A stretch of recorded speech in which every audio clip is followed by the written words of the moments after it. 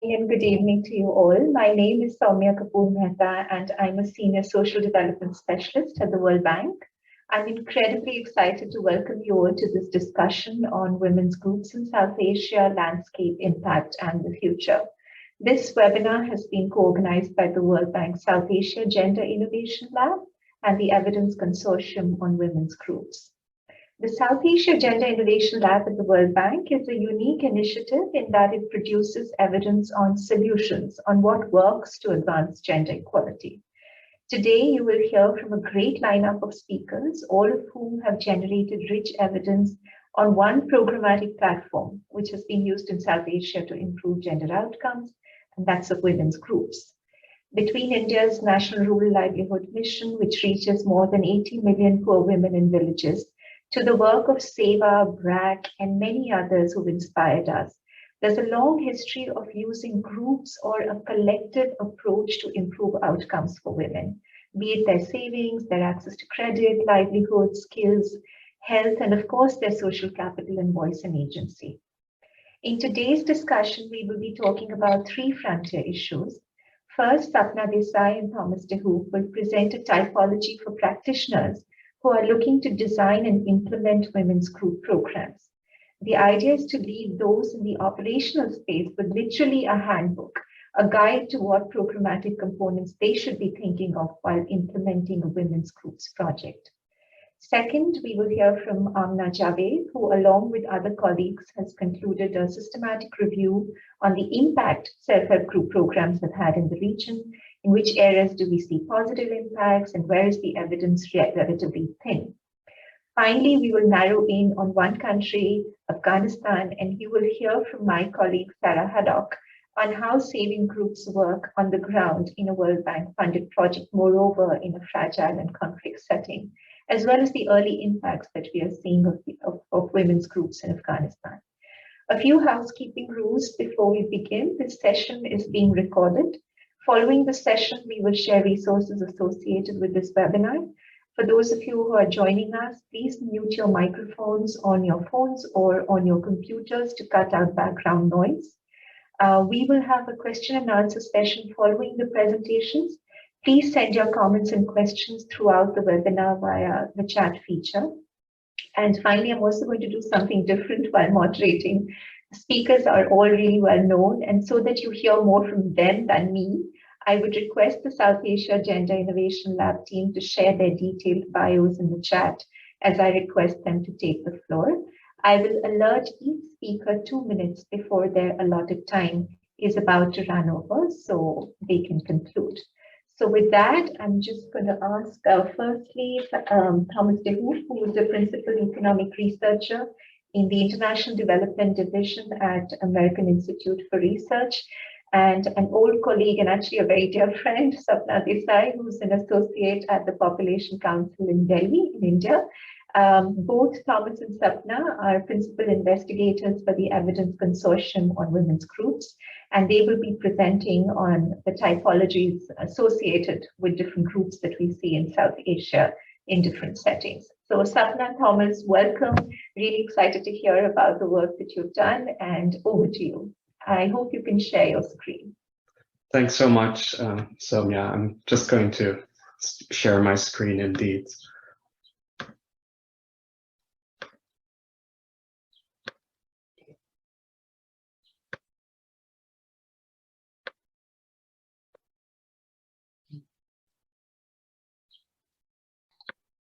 And I think I still need to go to the full share. Yes, you can just use the presenter mode, otherwise we can see your screen. Yeah, I'm just going to try to move to the presenter mode, but Zoom is sitting in the way. Yeah, now I have it. Thank you so much, everybody.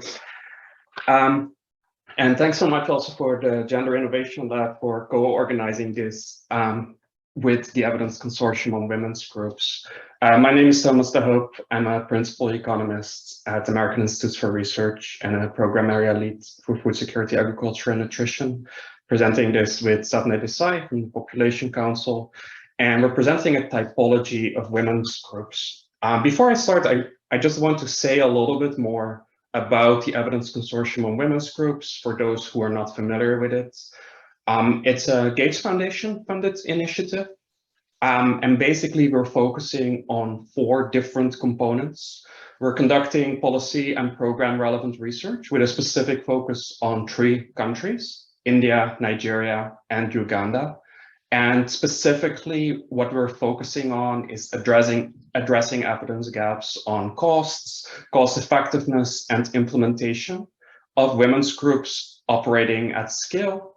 We're aiming to use multidisciplinary and cross-country collaborations to conduct studies on women's groups. And in addition to that, we're also providing technical support to the gender equality team at the Bill and Melinda Gates Foundation, as well as various evaluation and implementation partners.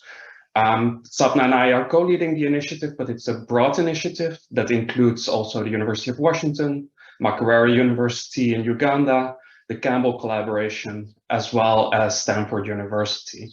I'm not going to go into details now, but I'm going to start with basically a very basic question. Soumya introduced the fact that today we're going to speak about women's groups. And one key question is what is a women's group actually? And there are many forms and many names. And I think depending on where you are and to whom you're speaking, you're probably actually going to get a very different answer to what women's groups are, depending on whom you speak to. If you're speaking to someone from the National Rural Livelihoods Mission in India, you're likely going to speak about a government-supported initiative where women conduct weekly meetings and they save during those weekly meetings. There are various other elements associated with that as well. There are complex programs. But then in Bangladesh or in Pakistan, you probably get a very different answer, let alone in Uganda or in Nigeria. And groups are often described in a diverse way and often inconsistently so. And it's not seldomly the case that you hear from someone that women's groups are effective without actually knowing what they speak about. Or you hear women's groups are ineffective and you don't actually know what people speak about. And a lot of that is related to the fact that groups typically perform multiple functions in practice. This is just a graph from a portfolio evaluation we conduct of investments in women's groups by the Bill and Melinda Gates Foundation. If you look at groups, they often fulfill multiple functions. Health of the groups that fulfill like a sole purpose is often, at least in this portfolio, like the primary purpose. It probably looks very different depending on the portfolio that you look at. In other portfolios, you will probably see a much larger emphasis on credit and savings, which remain really important focus areas also in this portfolio. So this is basically the starting point, that there's actually like a lot of inconsistent information about what women's groups are, how they are described.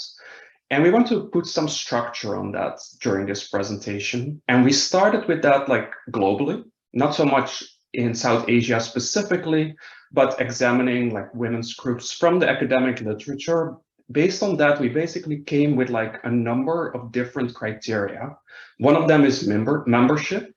Oftentimes women's groups are comprised solely of women, but that doesn't have to be the case. We also define women's groups as those groups that primarily consist of women, but don't solely consist of women. They also may include men. There might also be special population groups. For example, groups that focus on women of scheduled castes, for example. But membership can be diverse depending on the women's group you're speaking about. Then in addition to that, there's like a diversity of primary organizing purpose. When I say primary organizing purpose, I basically mean the reason that the group was originally formed. So this could be livelihoods, it could be financial, could be for health reasons, could be for solidarity. And if you look at livelihoods, like there's also a diversity there, and you can see more here as well in the graph when we're talking about financial. It can be savings and credits, can also be focused on insurance. And then many groups actually have integrated approaches that have multiple functions, where, for example, a farmers group also provides insurance, or a livelihoods group also provides savings and credit services. So based on this typology, this was our starting point. We worked with the Gender Innovation Lab to actually conduct a review documenting some of the women's groups implementation models supported by the World Bank in South Asia specifically, in Afghanistan, Bangladesh, Bhutan, India, Maldives, like overall about 88 countries in South Asia.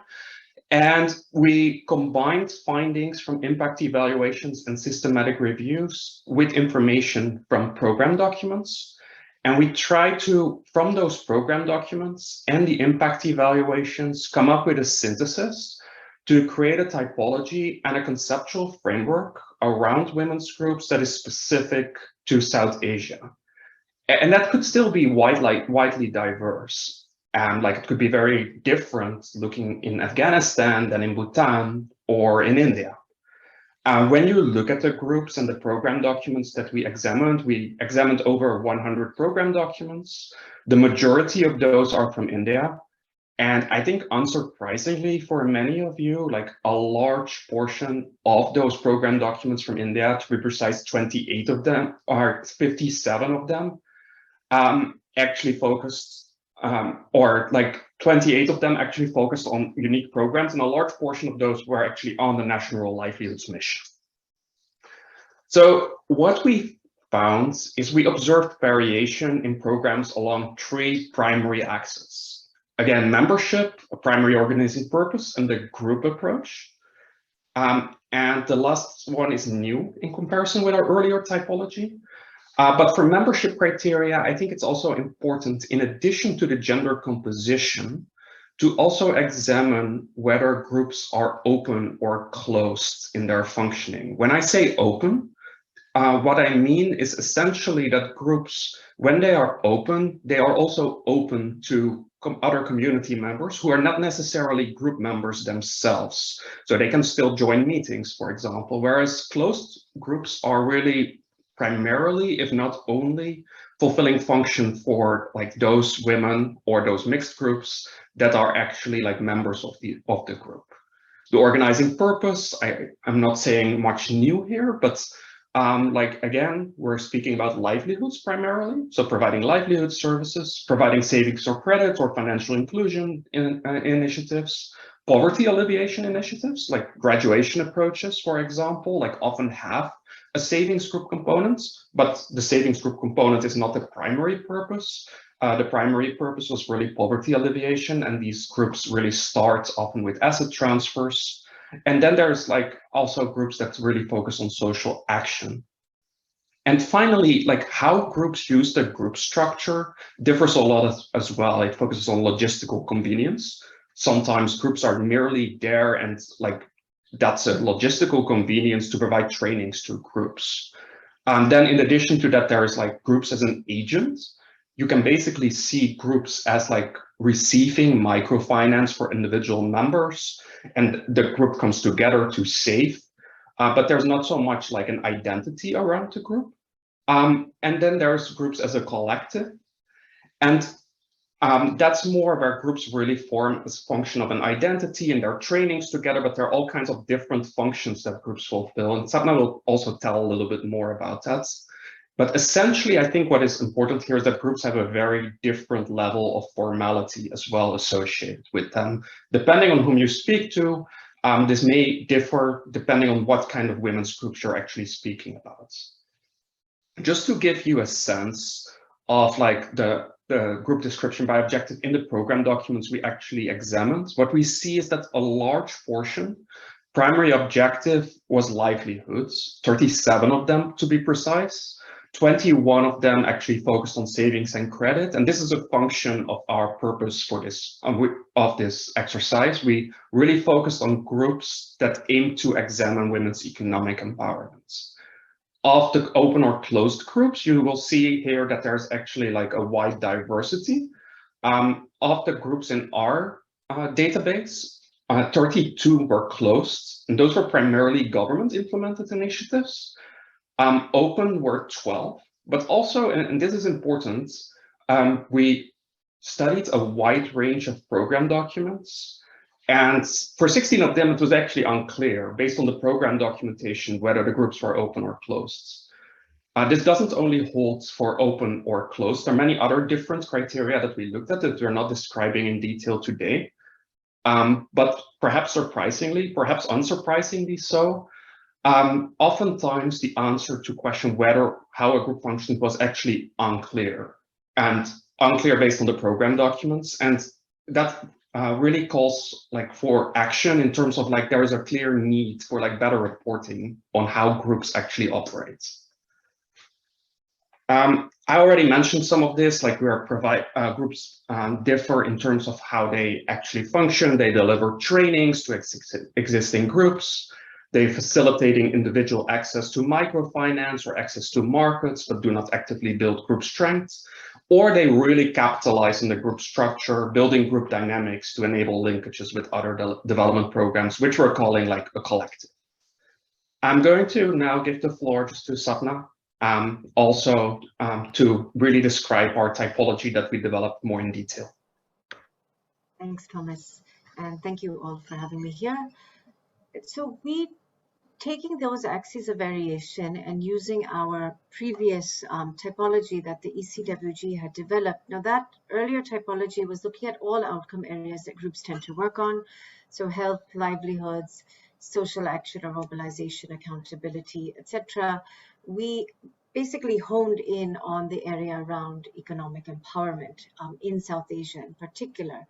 What was very interesting is we thought initially that we would just see sort of mirroring what we'd seen in the global literature or even the types of groups and the way they were used across outcomes. And that was not the case. And I think that was our first important finding in developing a new typology specific to a domain area is the variation. The way in which it varied also varied across outcome areas, if that makes sense. So that was interesting for us to learn. And I'll walk you through the typology. But before I do that, I'd like to be very clear on what this is not. This is not the entire universe of groups. I think all of us who've been implementers or researchers in groups will look at this and say, oh, but there's X group or Y group that may not fit in this. This is really meant to encompass what we've seen in program documents as well as in the published or an unpublished sort of academic literature or research. So we had a fairly wide universe, but I would not say it's all that are being implemented in practice. And secondly, what it is not is it doesn't take into account every single access in which groups vary because we often lacked information on many of those areas. So as you see, this is basically, it's categorized around the three axes of the main variation that we tend to see in groups. And I'll walk you through each of those in turn. Next slide. So the first is, of course, membership. Now, who's in a women's group? Now, people typically assume that it's only women, and that's really not the case. About half of the groups we encountered, at least in the program documentation and the sort of research literature, had both men and women were allowed to join. They're considered women's group technically when there's more than 50% are women, but they're not only women, or you see groups that are reserved just for women, like self-help groups. What we found was this is typically linked to the group's underlying purpose. So if it was livelihoods in particular, you tend to see mixed groups more often, where if it's savings and government-led, we saw only women. The third category of special population groups. Now, when we think of the broad typology of women's groups in the world, this would include mothers groups, adolescents, sex workers collectives. Specific to economic empowerment, what we found were specific population groups like vulnerable farmers, refugees, or just targeting the poorest. The other point I'm going to make about membership before I move on is the open and closed issue that Thomas had brought up earlier.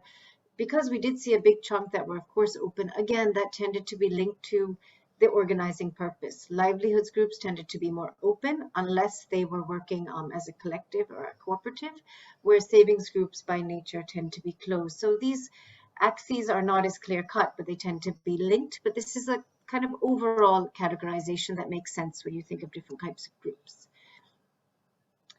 Now, the primary organizing purpose. Now, this gets tricky. A lot of people would argue that savings and credit and livelihoods could be the same primary organizing purpose. But what we did is look very clearly as to the eligibility and why and how group members were recruited, if this was reported, and also what their primary activity was. You tend to have secondary activities as well, and the two tend to work hand in hand, but you did see enough groups in each of these to warrant a separate category. So we had four sort of primary organizing purposes that we identified. The main two really being livelihoods and savings and credit, not surprisingly, given the overall area around economic empowerment. Poverty alleviation in the form of transfers was less common and almost not at all for primary organizing purpose, except one cash transfers program with BRAC. And social action and development, very interestingly, no group that came together for those purposes around just basic empowerment or linkages actually had economic empowerment as a primary objective, and often the case not the second either. And I think that gives us all food for thought when you think of the underlying determinants of economic empowerment. In terms of the spectrum, what we've seen is we sort of identified different types of spectrum based on the outcome area. So in the area of livelihoods, if you think of group structure going on a spectrum from just using the group as a logistical function, you may have a group of people who come together for training. So that's really logistical convenience. You reach more people in a group setting. That makes sense. Others went the next step further and really capitalized on the fact that the group is meeting regularly to create market linkages or loans within the group itself. And then the last really capitalized on group dynamics and attempted to make collective enterprises, for example. In terms of frequency of what you've seen, it's probably more towards the left in training, but you see a few groups moving towards more collective enterprises, as you see in India's NRLM as well. And savings and credit, that sort of spectrum.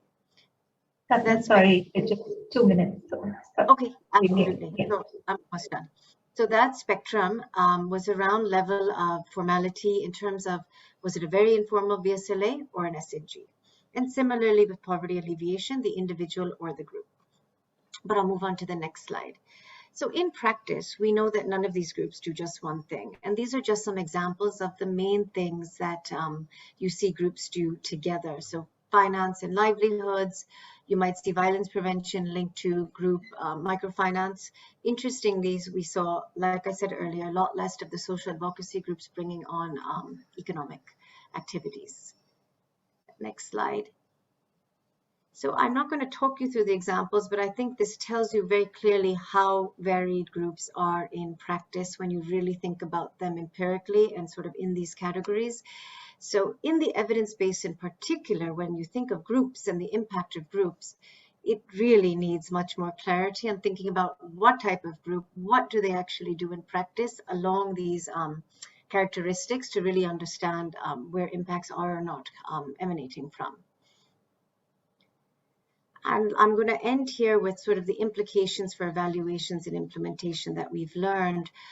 The first really is to describe groups better and consistently across programs. This has been a massive gap in both the evaluation literature, the synthesis literature that we're quite deeply engaged with, as well as in program descriptions and documents. And even starting with the three main categories of primary organizing purpose, membership, and activities would be a great start because we saw lots of gaps. And secondly, for both implementers and evaluators is to really consider those pathways linked to the specifics. So if you have a closed group, to expect, let's say, effects on the population might be too ambitious. And vice versa, if you're only working on livelihoods, but it's an open group, can you really expect the sort of impacts on income that some groups sort of assume?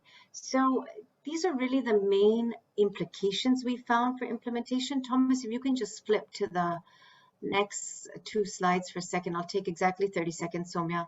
So we've developed a checklist to help implementers in reporting, which we'll put the link in the chat. And this is just an example of things that we hope people can track in programs. And the next, this I've already spoken about, and I'll just go to the last slide. Thank you. So basically summing up, it's right here for you, but really I think consistent documentation and really thinking carefully, both as implementers and as evaluators, about who's in the group, what it's doing, and its actual approach to using a group would be, I think, the next step we all need to take to understand the evidence base better, and most importantly, to make implementation that much stronger. So thank you again, and sorry to go for a minute, and I look forward to hearing the next speakers. Thanks so much, Sapna. And really, it was a great presentation. And I was also reading the handbook. I think it's just such a huge contribution, to practitioners who would be working on women's collective programming to really see buckets or checklists around which we should be really monitoring out. And as you really rightly say, so at the end of this presentation, we know the components, we know the checklists, and how we should structure women's programming, group programming, but we don't know which of them is more effective in which context. So really the impact evaluation literature can be strengthened along this line. So thanks so much to both you and Thomas for an excellent presentation. I'll move on to Amna Javed, who's a consultant at the South Asia Gender Innovation Lab. And Amna will be presenting evidence based on a systematic review that she and other colleagues did to see what impact self-help groups have had in South Asia. Amna, over to you, and I hope you can share your screen. Thank you, Sonia. Let me try this down.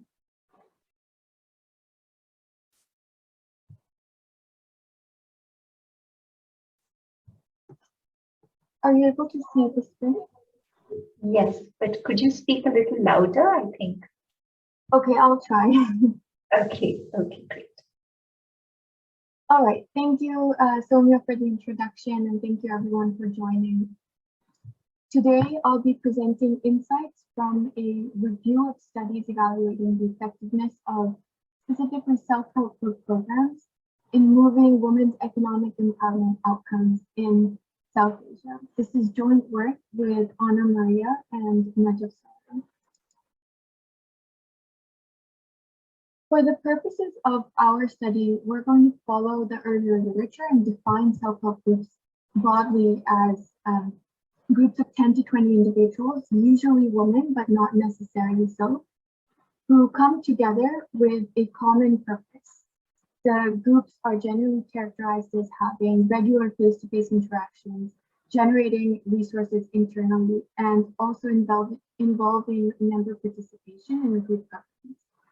There are two common aspects that we've noticed across our programs, which are regular meetings, usually either weekly or monthly, and saving requirements, which can vary depending on the program between 8 to 100 million rupees per month. From these savings, the self-help groups are then able to offer credit to the members at lower interest rates. However, beyond this core financial component, the groups will offer a mix of livelihood, financial, vocational training, information regarding different government programs, as well as classes, etc. The mix will depend upon the primary objectives of the program and their vision for change. So, for example, SEVA designs programs to achieve women's economic independence. Tripti's objective is to reduce poverty through diverse livelihood. So as noted, there are a number of program components used by self-help group programs to achieve changes in outcomes. We pull these activities into three categories. The first is economic, which broadly includes saving requirements, access to finance, assets, livelihood training. Self-help group programs, however, also provide a very significant shock to women's social network and their social capital. By their program design, women are almost immediately exposed to 10 to 15 other women who are similar to them and with whom they're able to build a long-term relationship and participate in collective action. This is a significant jump from the average 1 to 3 social connections that women in India tend to have.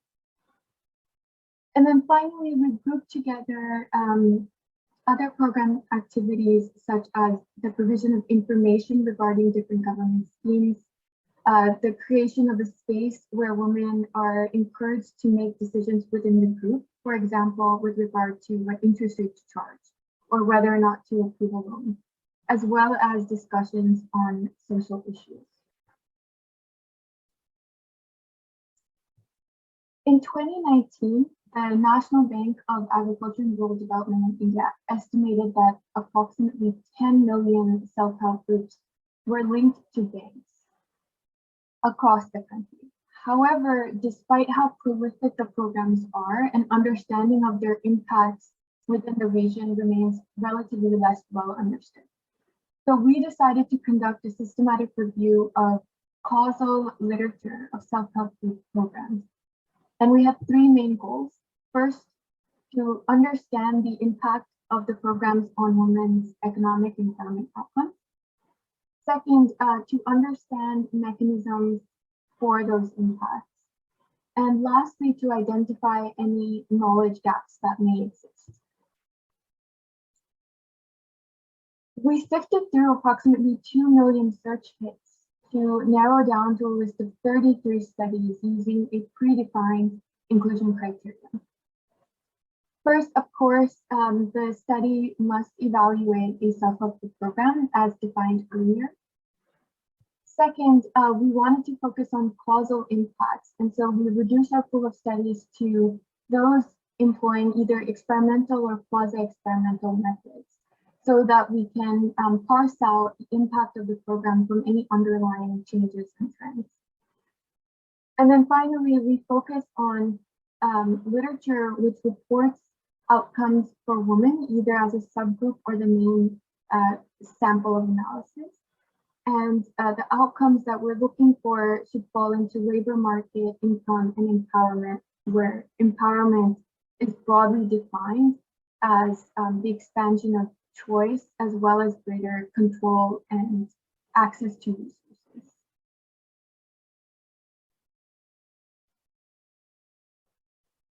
Our inclusion criteria reduced our pool of studies to 33 studies, out of which 32 were based in India and 1 from Bangladesh, covering 13 programs. I've listed the programs on the right-hand side. Note that some of these programs will be unique. Others will implement the mission of the National Rural Livelihoods project at a state level. Across the programs, we have a fairly similar population. Women from rural areas, we only have one evaluation which focuses on women in slums.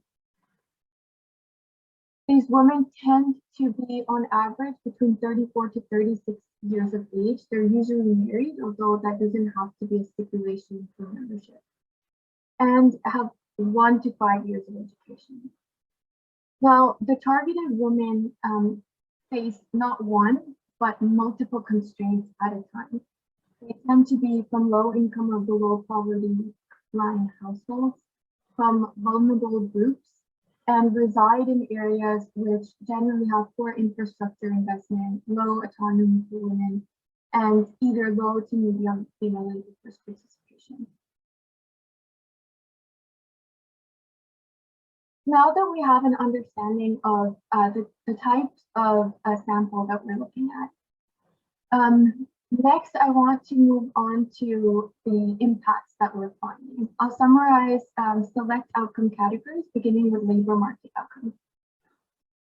So 14 studies in our sample measured various labor market outcomes, including employment, as well as the use of the workfare schemes and REGA, specifically in India. We summarize select outcomes in this graph, where each dot represents an impact estimate, which has been converted to percentage point changes.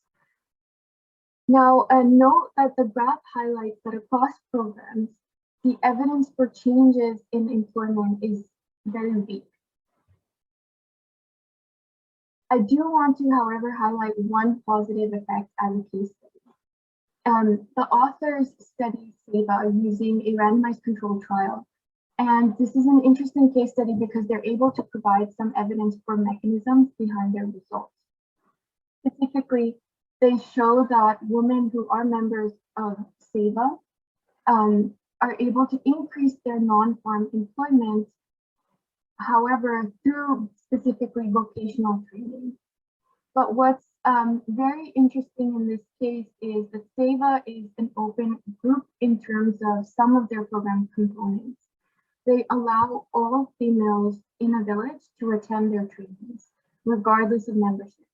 And interestingly, the authors find that non-farm employment increases for non-member females by 7 percentage points as well.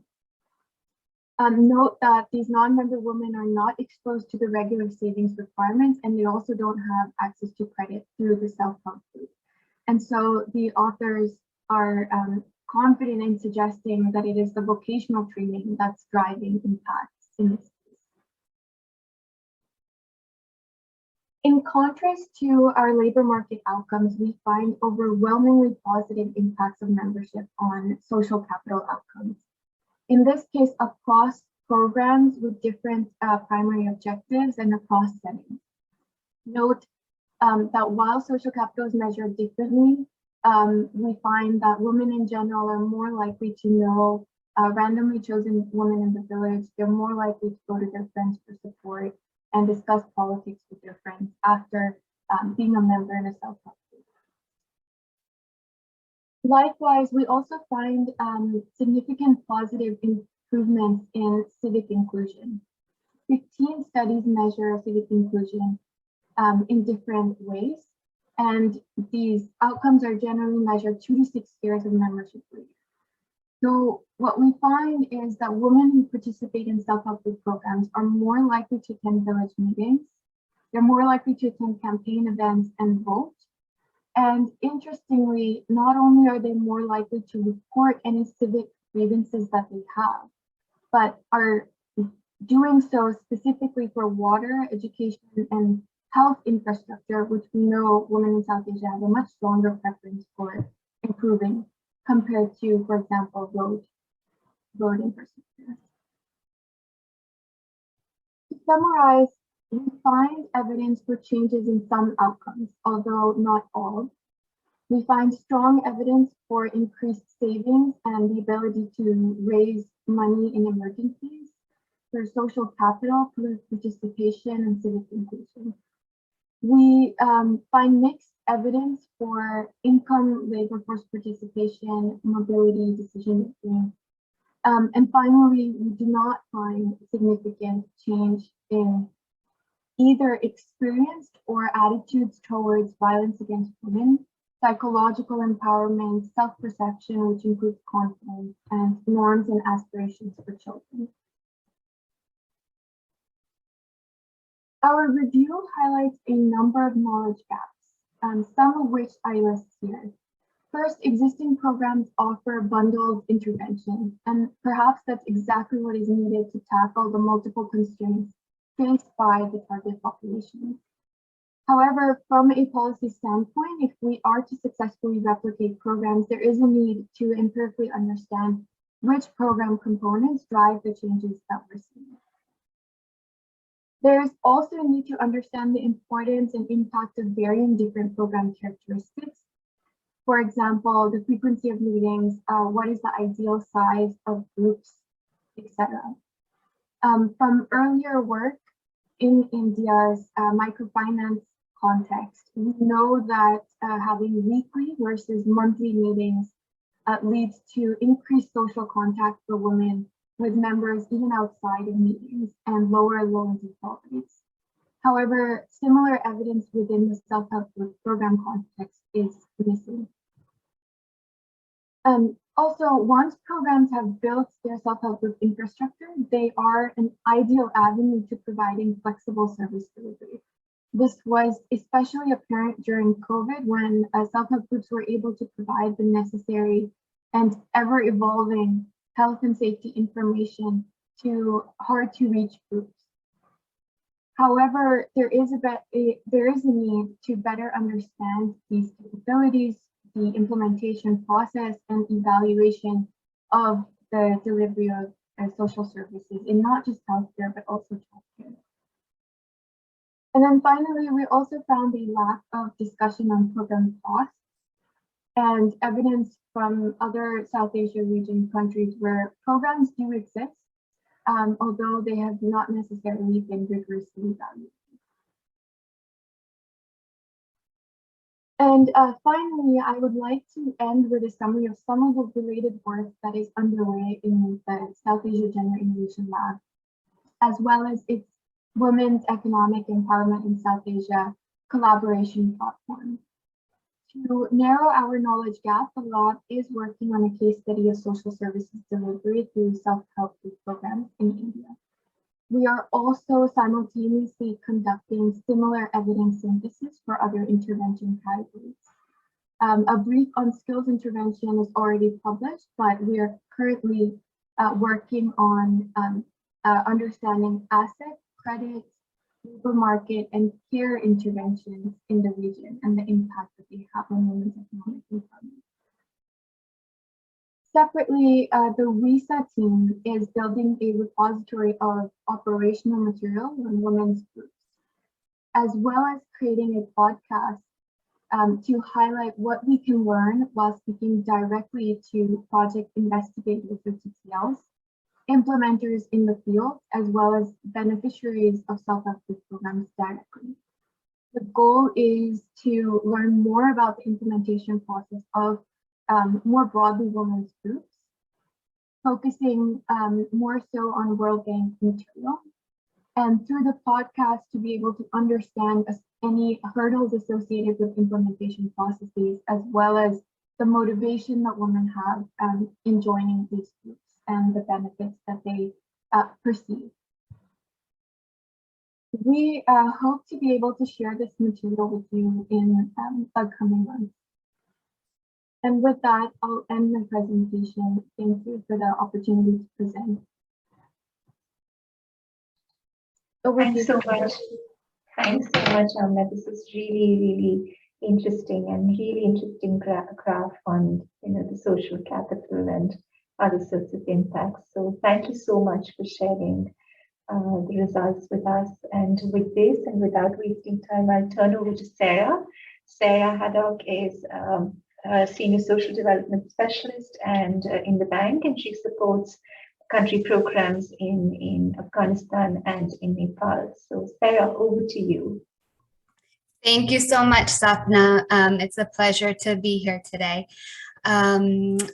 And thank you, Sarnat, for the slides. So I'm going to talk today about the SWEEP project, which is the Strengthening Women's Economic Empowerment Project in Afghanistan. And I'm presenting on behalf of a team, namely on behalf of my co-TTL, Shubha Chakravarti, who is based in New Delhi and is on a parental leave. And then we have a big team that I'll acknowledge at the end of my presentation. Next.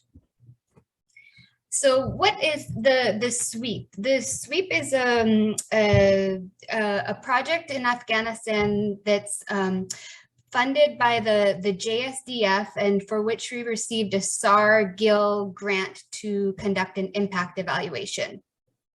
The objective of the program was to increase the participation of poor rural women in business support services and income generating activities. We reached about 4,700 people in 4 provinces of Afghanistan. 70% of the participants were women and 30% were men by design. So the men and the women had separate closed groups. And key outcomes, we'll come to that further on. So next slide, please. The project was launched in Afghanistan at the same time that the government was launching a larger national program called the Women's Economic Empowerment Rural Development Program, which was implemented by the Ministry of Rural Rehabilitation and Development. So it was a large national scale women's economic empowerment project, self-help group project. This smaller SWEEP project, which was, as I said, trust funded, was a really important parallel project to the WERDP because it allowed us to do some experimentation in the design and to embed a rigorous impact evaluation, which are two two things that are harder to do in a large national government program. So I want to emphasize here the importance of smaller trust-funded operations such as this one for informing our larger portfolios and dialogue. The SWEEP project really adapted the SHG model to Afghanistan in a couple of ways. At the time that the project was launched, the bank had been supporting self-help groups in operations in South Asia, as well as in Africa. But the model was fairly new to Afghanistan. The project really leveraged the strong track record of community relationships that the Aga Khan Foundation, who was the implementing agency for this project, had already established in 4 provinces of Afghanistan. So we were really building on the strong foundation of Aga Khan's work in these provinces, where they had already worked with communities to establish women's community-based savings groups. Our project then came in, and the idea was to cluster the existing community-based savings groups into clusters of 4 to 12 groups. So the clusters were comprised of 4 to 12 community-based savings groups that had already been mature for 2 or more years. And we had certain metrics to establish the maturity of the group, including numbers of meetings held and so on. So we had a good sense that these the savings groups we were clustering were already well-functioning and mature. The second adaptation we introduced to the model was a cluster level revolving loan fund. So if you look at the literature around self-help groups, there's a lot of, my reading is that the experts pretty much agree that introducing external finance into a group is risky because it can change the incentives for people to join or leave the group, and it also can change financial markets in significant ways. So there's a lot of, I think, resistance among programmers overall to introduce external finance into self-help groups. But in the Afghan context, during our design phase with the NGO, and then also, those of us who have experience working on Afghanistan, we really hypothesized that in order to see in the context of extreme poverty in the Afghan context, it was going to be necessary to introduce external financing in order to see the types of economic and productivity impacts we were hoping to see. So the grants, so each cluster received a $5,000 grant, which was managed by the cluster. And the intention of the grant was to finance business activities or activities to support business growth. So members could continue to work within their CBSG, their savings group, to access savings and loans for all different types of purposes, health, education, whatever the needs may be. But for the access to cluster loans, they needed to demonstrate a proposal that was clearly linked to, they need to show that the financing would be used to finance business. And then the final innovation, or the final design feature of SWEEP that I'd like to emphasize was a real focus on soft skills. Excuse me. So there was a whole component in the project around supporting women's market access and business development services. This component included a really strong component on soft skills that I'll speak more on the next slide. So let's move on. So here's a little bit more information on the loan fund. As I said, the fact that these savings groups were formed long before the project was a key risk mitigating strategy in our design around the revolving loan fund.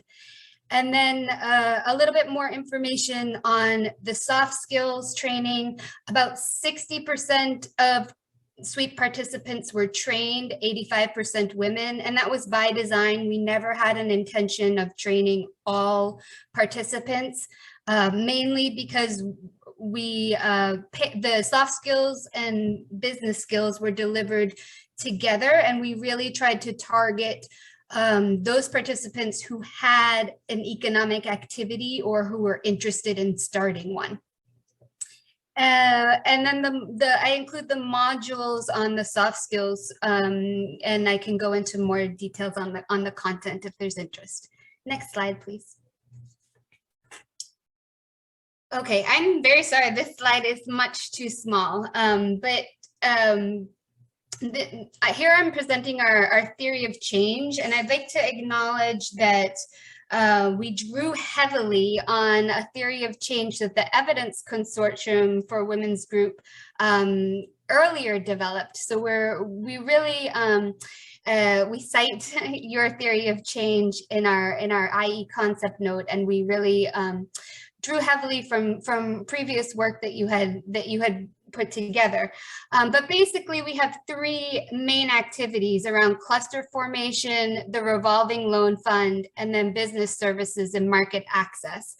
And what we were hoping to see within 1 year was that there would be these community-based platforms that are self-determined and self-managed. Also that women are experiencing increased social capital and access to networks, as well as access to capital for their business activities and skills development. And then in the long term, we are hoping to see increases in income, in participation in income generation activities. So really core outcomes in the economic realm, and then also increased participation in collective action and advocacy, as well as individual level empowerment, including mobility and intra-household decision making. Next slide, please. The timeline for the project was such that we conducted a baseline assessment in November of 2018. Right after the baseline was conducted and the NGO received our list of randomized clusters, then they began the cluster formation in 2018. The RLF, the revolving loan fund, was meant to be delivered earlier on in the implementation cycle, but for all of the reasons that I won't go into, all of the complexities of implementing in the Afghan context, the RLF wasn't actually rolled out until January 2020. We then conducted a qualitative study in October 2020, and the skills training was begun to roll out in, so the little bit delay in the delivery of the RLF then affected the rest of the project, because we didn't want to implement the skills training until the RLF had been delivered. So the skills training was begun in November 2020 and continued on until June 2021, because there were several months where the program was interrupted by COVID. There were a few months in which groups were suspended and not having in-person meetings, including, and that coincided with the delivery of the training. The project. Can I just interrupt you? We need to wrap up because we're getting lots of questions as well. Okay, can I have 2 minutes or? Yeah, sure. Thank you. Okay, I will just go, well, let me just say that the impact evaluation end-line survey was begun in April, just prior to the government collapse, which happened in August. So our end-line survey reached about 70% of our sample. We also conducted a, together with my co-author, Virginia Soretti, who couldn't attend today, but she and I conducted a separate gender monitoring survey that took advantage of the previous rounds of data that we already had on our sweep beneficiaries. So the monitoring survey is not a causal impact evaluation, but it was a super important exercise and took advantage of the data we already had on this group of rural women to take stock of what the current situation they're facing under the new regime. And then finally, we have plans to finalize the impact evaluation by October, and we're considering a short phone end-line survey, a second end-line survey to complement the in-person enumeration we did before the regime change. Next slide. I'm going to skip quickly through these, but basically we've started our impact evaluation analysis, and we're finding positive impacts along our primary outcomes. These are really, really early data crunching, very simple difference in difference estimations. We'll be doing a lot more work looking at the intensity of treatments as well as heterogeneous impacts, and so these findings aren't to report on the impacts of the project, but just to say that that our preliminary analysis has found that we're seeing positive outcomes in all of in the key areas where we were hoping to. The next slide. Next. And next. I'll just stop on, this is my last slide. The survey, the monitoring survey that I mentioned was separate from the impact evaluation, and it was conducted in January of this year. So if you recall, the government collapsed in August, the project had closed in June, and this monitoring survey was fielded in January. So here we're seeing that women are still remaining mobile and are still reporting that they're able to meet in their groups.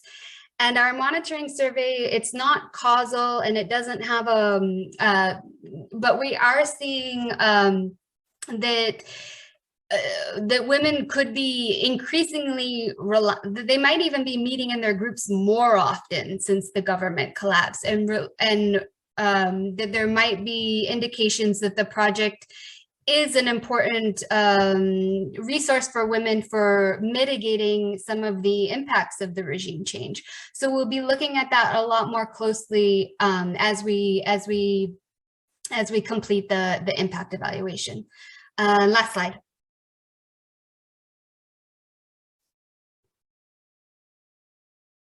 And again, just to acknowledge that this is very much a collective effort. The project team at Aga Khan Foundation, Afghanistan, I'd like to acknowledge, as well as the broader impact evaluation team and our donors. Thank you so much. Thanks so much, Sarah. Thank you. And sorry for rushing you. I know there's just so much to pack, particularly when it comes to Afghan context. I'm just going to turn over to Najla Sabri, who is the social development specialist and the gender focal person for the bank's Afghanistan country office, for her remarks and any discussion points that she wants to raise. Najla, over to you. Thank you very much. Hi, everyone. And it's a great pleasure to be here and so much to learn actually from each of these presentations. So, I mean, from these presentations, we all can see, and as per my own experience, there is a lot to still learn and discuss about self-help groups. And I mean, I'm personally convinced that these self-help groups give women a platform where they can be empowered, they can have a different experience, and also in different ways, it improves their savings and civic inclusion and participation, as well as social capital, which is really important. So the last one, social capital, is really important. In traditional settings like Afghanistan, where patriarchal gender roles are adhered, such programs really empowers women to practice on their own, to practice some of the roles they never had, and also contributes to changing the perceptions about women's role in their household as well as in their communities. So in my own experience from Afghanistan, visiting some of these programs, namely WRDP and its predecessor ARDP programs, I have been witnessed how the change happened at the community level. I have seen that the female family members supported the female in their households once they see the change, especially in the income as well as their decision-making abilities, and also like they're convinced that the women can achieve something and can contribute. So these are really important. While we are all convinced about the importance of such programs, I would, I mean, some of the gaps I have noticed and some few points that I wanted to bring to the attention of participants here are the fact that most of these programs are implemented in the rural settings, while in urban settings, where it's perceived that women have a better access to services, in my opinion, particularly in FCV context and fragile contexts and like poor countries, cities are not much different from rural. So the need for such programs in cities and in urban settings are equally needed as in urban. So, I mean, I would suggest to consider bringing such programs in urban settings as well, because women, especially for building social networks and social capital, such programs would help them. Secondly, I would also suggest that more evidence is needed on how these self-help groups can be inclusive. In Afghanistan context and from the evaluation of ARDP program, the report and the study suggested that some very, very poor women could not participate in the program because they didn't even have that small amount of weekly savings. So we need to assess the programs. We need to, study how such programs can be tailored to the needs of ultra poor in order to meet their needs and expectation. And thirdly, in some of this our region, South Asia, we know that the literacy rate for women are really low. Most of these saving groups depend a lot more on social workers, social mobilizers to do the work, bookkeeping for them and to help them record and taking minutes of the meetings, etc. That is not sustainable. So we need to explore more how these platforms could be used for women's literacy programs. As some of the reports and studies suggest, the participation, the impact of the self-help groups would be higher in terms of their participation if it is tailored to training programs. So besides a skills program, soft skills that we experienced in Afghanistan, as Sarah mentioned, so literacy programs, should be included as well for sustainability, and further empowering women. I know my time was very short, and I want to take up much of the time from the question and answer session. Let me stop here and would be happy to address any questions. Thank you so much. Thanks so much, Nasha. I'm just going to make a bit of a shift in the program I'll probably reserve my reflections at the end and move straight on to the questions. I think one question which is probably directed more towards Sapna and Thomas is that there are multiple channels through which self-help groups can affect women's economic empowerment. And in your review of the literature, did you find any particular channel which you thought has the highest impact in improving outcomes for women?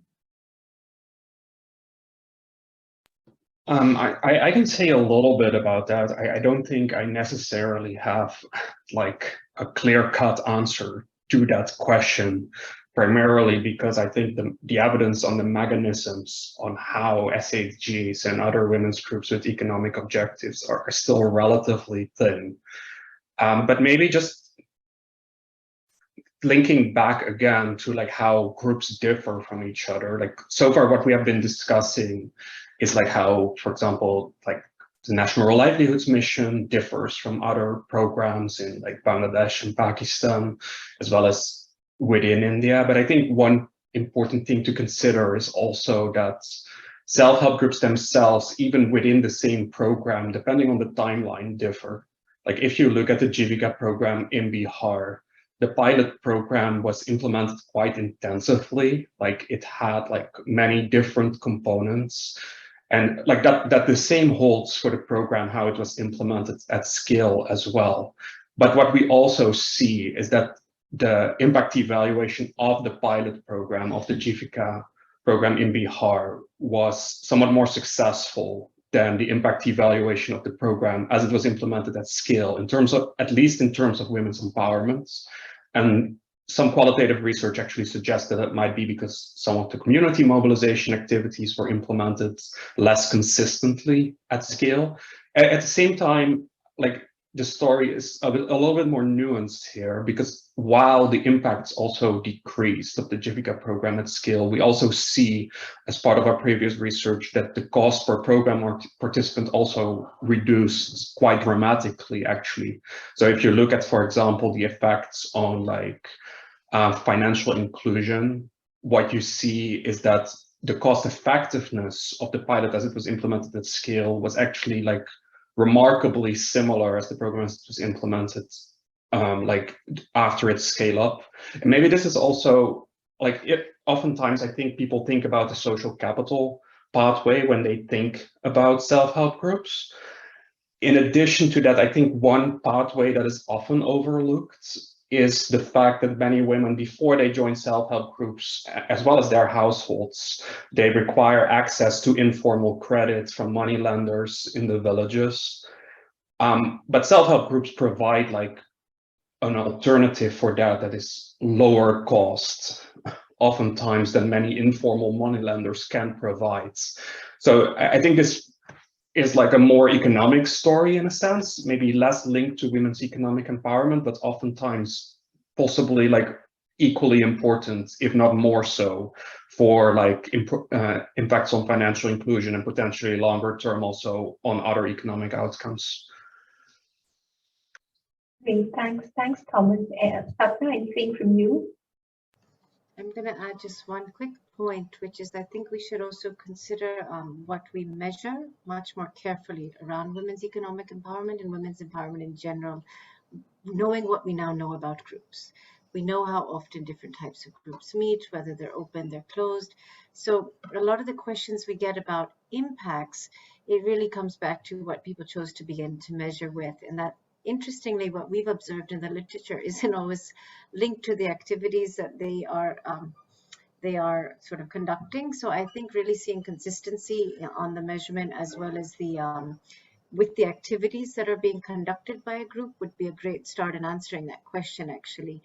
And I'll just end and say we did a big analysis of types of groups and channels, and you find that it's really the two together that matter. So it's the type of group you're forming and also the types of pathways you're trying to achieve. One without the other is very difficult to analyze.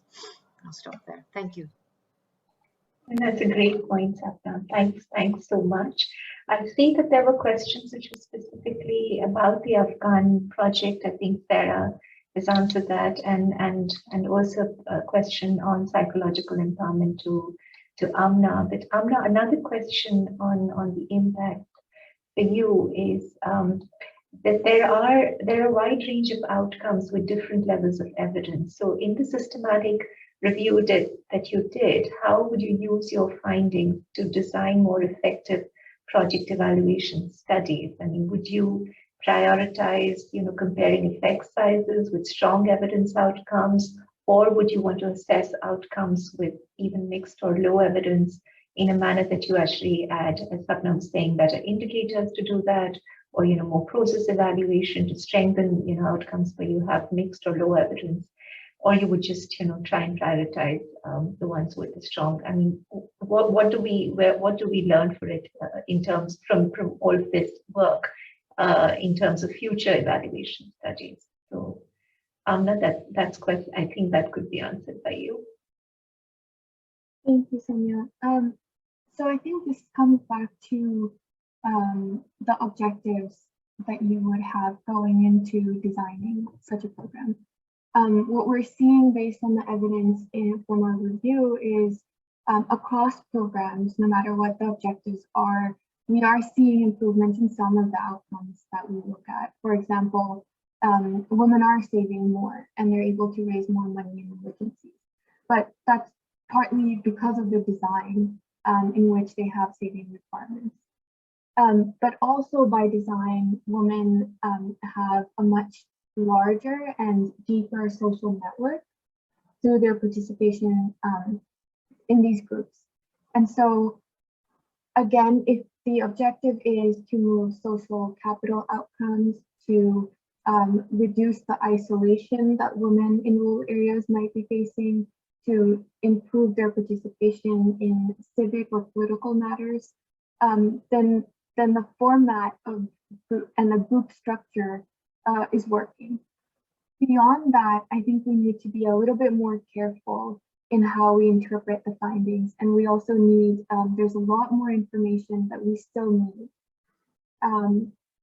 In particular, when it comes to income and labor force participation, we have evidence, for example, in the case of SEVA, that labor force participation can move through specifically training.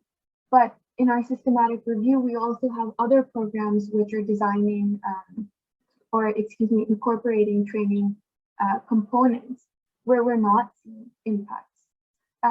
And so I think that speaks to more to the knowledge gap, where if we want to replicate these studies to move these traditional economic outcomes, such as labor force participation and income, we do need a better understanding of the specific components across programs in terms of training. What is exactly included in the training? What types of skills are they imparting? Is it just literacy? Is it numeracy? Is it crafts, etc.? So if we can get more information from the current work on these specific details, which is not always reported by authors, I think that would be helpful in guiding us towards the economic outcomes where we're seeing mixed evidence, so that we can parse out which programs are more successful, but also why. For other outcomes, we have much clearer evidence that the structures work across programs. I'll stop here. Over to you. Thanks so much. Now we have one final question, which is, and it could be answered by any of the presenters. How do you think self-help groups help South Asian women, and how have they helped them so far in challenging deep-rooted patriarchal gender norms that constrain women's economic participation? What do you know from the evidence that you have reviewed? So any one of the presenters might go for it.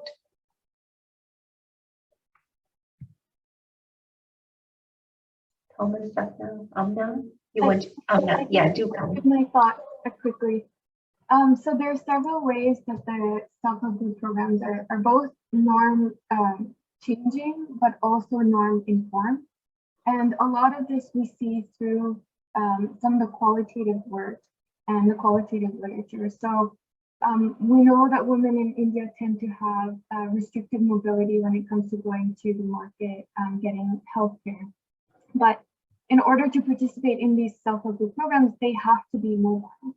They have to go and attend meetings either weekly, every other week, or monthly. For that, they do need support from the household. And qualitatively, we know that in the beginning, husbands, mother-in-laws, and other households and community members can actually push back. And so the self-help group programs do a lot of work where they talk to household members and they try and convince them that this is actually a beneficial activity. And over time, not only is that resistance reduced, but some of these women suggest that they are now respected in the community through their leadership. So the mobility aspect is definitely one where the self-help group programs are changing norms. The network increase, I think, should not be underestimated because these are women with fewer social connections on average. And again, qualitative evidence suggests that if a woman wanted to attend a village meeting, she wouldn't be able to do so alone. But because she now has friends through her network, she's able to take her friends and attend the village meetings with much less resistance. And so these are two examples where we see the self-help group programs directly changing norms. Could I add to that, Soumya? Sure. Yeah, sure.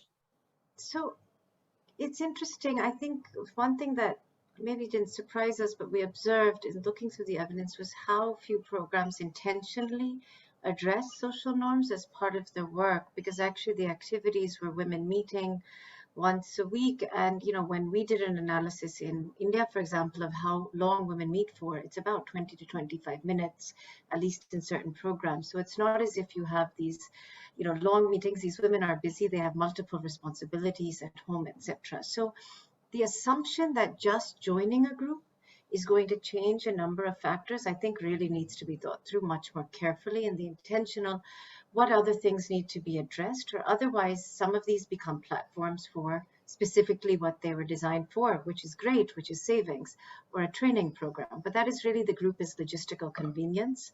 And the groups that go further to build group capacity or to really work at collective capacity, you've seen much more intensive programming on those aspects very specifically, and really breaking down what groups do, I think brings this out very clearly.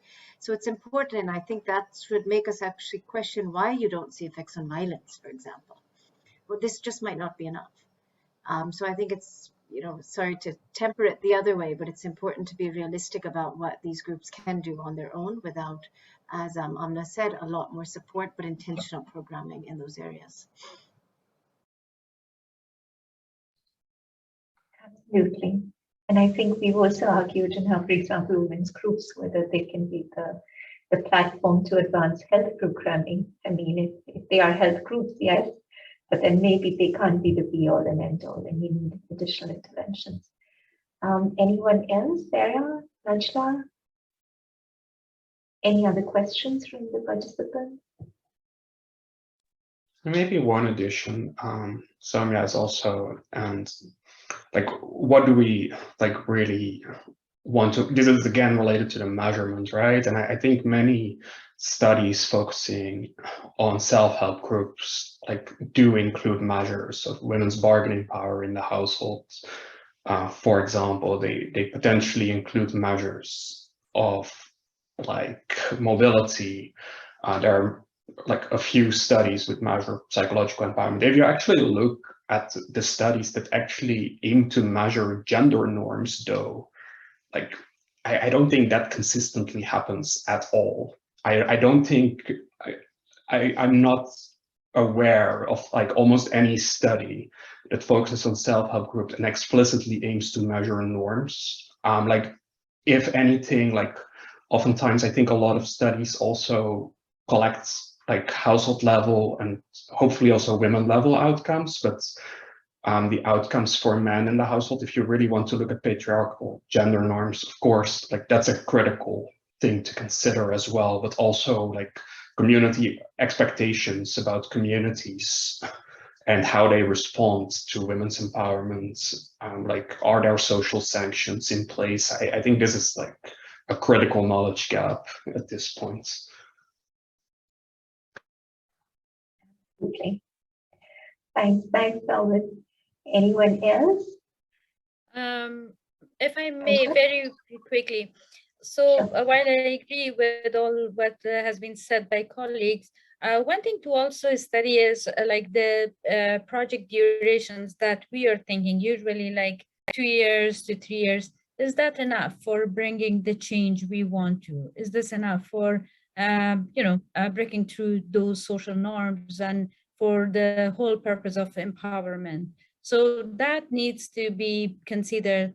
And along those lines, also the sustainability of these programs, like how, like the shorter period of project, the less possibility of sustainability, but the longer period might give more, sustainability opportunities. So just to bring those two aspects as well. Thank you.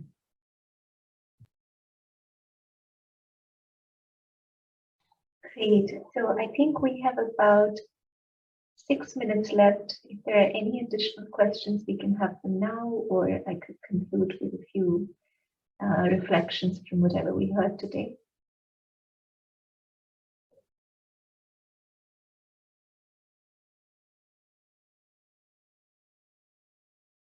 Okay, so I think I'm just, there's one question for you, Sarah, in terms of any references and inputs on the vocational and life skills. So would you like to take that before I conclude, or? I think on that one, maybe I can just follow up bilaterally. Yep. Okay, great. Okay, so I just wanted to thank firstly the presenters. It's really, I think these same questions is very exciting and very enriching work. I think, and also, full credit to the Gender Innovation Lab as well as the ECWG for putting this evidence together. I think what we probably underestimate is how South Asia, particularly for women's group programming, can be a lighthouse for other regions as well, just because of the rich history of evidence and the literature that we have. And just in this 1.5 hours, we heard about the typology in terms of, checklist of the different components that, work towards women's group programming. We heard about impacts and where impacts are relatively thin or mixed and where impact evaluations can go further. And also a very fragile context and the difficulties you have in implementing a project, and how you need to focus on the softer skills as well, particularly in a context that's also very hard on social norms. So it was a great discussion. I think the other thing that I wanted to reflect on was in terms of impacts. I think we often, talk about, of course, savings and credit, etc., being absolutely, positive, of course, the impact that you see on savings and borrowing, as well as, of course, mixed evidence on consumption, savings and assets, and relatively less on violence, as we heard. I think, some of the other sort of unintended impacts, and which we don't talk about often enough, is just saving people from shocks. Because you tend to slide back into poverty if you don't have that sort of collective to rely on for food security, or to get a loan when you have a health shock, or a consumption expense like a dowry that you need to pay, etc. So I think that's a big insurance mechanism that comes in. And also the fact that, this just saving from informal borrowing has a huge emancipatory effect as well on these women. You're not relying on those informal money lenders on whom you have other, sort of bonded contacts with. So there's a huge emancipatory effect, which is probably difficult to capture. There are studies on how you actually monetize the emancipatory value as well. And I think that could be a future sort of area of work on the other effects. I think the third thing that comes out really well through the handbook that Sapna and Thomas are developing is really that there are many additional sort of factors that work together with whether which channel will have what sort of an impact along with which group. So for example, if you're a mature SHG, maybe you have better impacts on your consumption and income. If you're federated, you have better impacts on your consumption and income. And so there are all of these, and as Thomas rightly said, sometimes when you're in a pilot mode, you actually get better impacts compared to when you scale, and there you kind of lose the community mobilization, intensity in a manner. So all of these mediating factors play a big role, and maybe we need to, in our impact evaluations, capture those as well. I mean, I know Anjani and others have done that study for NRLM in India, and maybe that is something that we could also look at. One sort of issue that we should take on board as the World Bank, I mean, I saw at least, for example, the typology that Sapna and Thomas have done, and a lot of the projects that we get evidence on are bank projects. And also because we tend to document, the components that we are funding, but there's very little on costing. So I think, when you go to governments in other countries, it's like, how much does this cost? And then what is the cost effectiveness of that particular component? Do I invest much more in community mobilization? Do I give more assets? Do I invest in another sort of channel? Do I invest in federations? And we don't really, even in bank documents, we don't really have our costing broken down to that level. And I'm sure it's all there because these are such mature programs, NRLM and all the state programs that we funded. Maybe India could be used as a case study to try and work out those costs, because I think that would be helpful again as a lighthouse example for other countries as well. So I'm going to end there, but it's been really just a 1 minute to spare. So hopefully, I mean, we've been good on time, and I think people in India and other places in South Asia can go for dinner.